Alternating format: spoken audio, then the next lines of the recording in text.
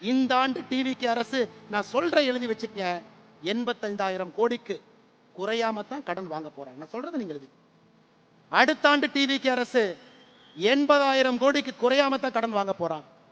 டிவிக்கு அரசு முடியும் பொழுது கடன் 14 லட்சம் 15 லட்சம் கோடி இருக்கத்தான் போகுது. நீங்க பாருங்க. அதை நாம் சரி செய்யணும். நல்ல தலைவர்களை தேர்ந்தவர்களை கொண்டு வந்து உட்கார வைக்கணும். நம்முடைய பொறுப்பு அங்க இருக்கிறது. எத்தனை பேர் 12வது முடிச்சுட்டு கல்லூரிக்கு போறாங்க? 2020 50% கல்லூரிக்கு போனாங்க. இந்தியாவிலே நாம தான் நம்பர் 1 கிராஸ் என்ரோல்மெண்ட் ரேஷியோ 50% உயர்கல்வி. இன்னைக்கு அது 46ஆக மாறி இருக்கிறது. அதுவும் பிரச்சனை, சரி பண்ணணும். 2024-25 அரசு பள்ளியில 45 லட்சம் பேர் படிச்சாங்க.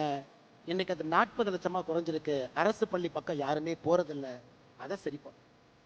இன்னைக்கு தமிழ்நாட்டில் சராசரியாக ஒரு நோயாளிக்கு சிகிச்சைக்கு தேவையான பணம் 44,535 ரூபாய். இங்க டாக்டர் இருக்காங்க.